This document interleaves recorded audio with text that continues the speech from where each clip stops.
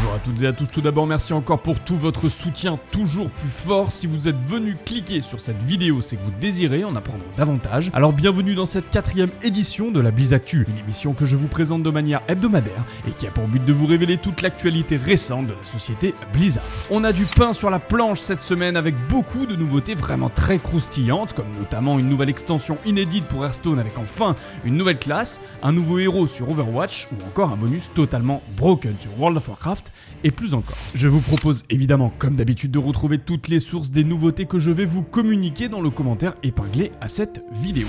Et on commence en douceur avec la nouvelle faille probatoire de Diablo 3. Cette semaine vous pourrez réaliser cette faille avec un personnage de niveau Paragon 277 un peu particulier étant donné qu'il ne possède aucune gemme légendaire ni aucune écharpe au couteau dans le cube.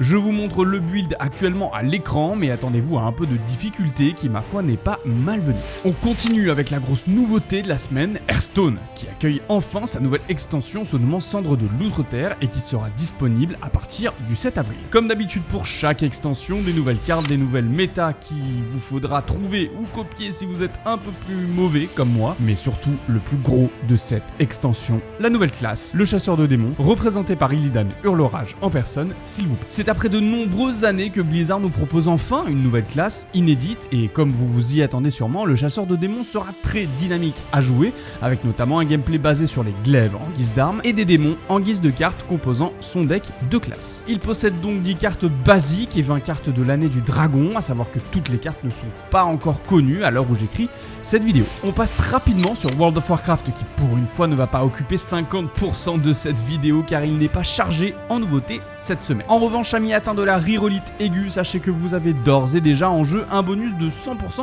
d'expérience supplémentaire jusqu'au 20 avril.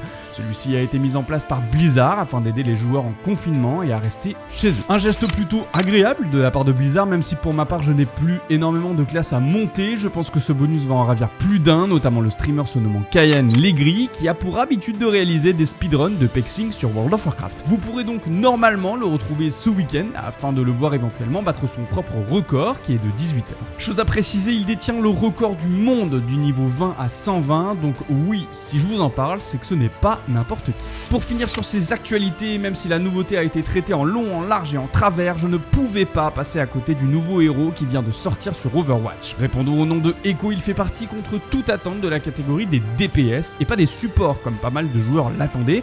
Cependant, si je pouvais l'associer à un mot, ce serait le mot pété. Echo possède donc un éventail de capacités assez impressionnant, notamment avec son clic gauche qui réalise un tir triangulaire consistant à tirer 3 balles en motif de triangle, mais aussi avec des bombes collantes sur son clic droit, sa capacité de vol qui dure 3 secondes combinée à sa capacité de planeur, son rayon focalisé qui consiste à balancer un rayon pendant quelques secondes et qui inflige de lourds dégâts, et pour finir sa capacité ultime qui rend son gameplay si particulier, la duplication. Pour résumer la capacité, tout est dans le nom. Si un Doomfist ou une Sombra par exemple est présent dans la game, vous pourrez vous dupliquer en lui ou en elle, utiliser ses sorts et charger son ulti quasiment instantanément. Oui, vous ne rêvez pas, Echo est un peu le personnage que beaucoup attendaient, qui nécessite beaucoup de skill pour être perfectionné, mais qui reste assez complexe pour ne pas être trop cancer en bas level, quoique. En ce qui concerne son histoire, je ne vais pas vous la détailler ici, mais sachez que, dans les grandes lignes, Echo est la création du docteur Mina Liao. Elle est donc une intelligence artificielle, prête à nous en faire baver lors des prochaines parties compétitives. Pour finir cette BlizActu, je vous propose de discuter avec moi dans les commentaires en répondant à cette question. Quel jeu Blizzard ou autre pensez-vous pour vous occuper durant le confinement et pourquoi ce jeu? Pour ma part, au risque de vous décevoir, je n'ai pas beaucoup le temps de jouer car je ne suis pas confiné mais je travaille, mais je joue beaucoup à WoW classique dans le peu de temps qu'il me reste le soir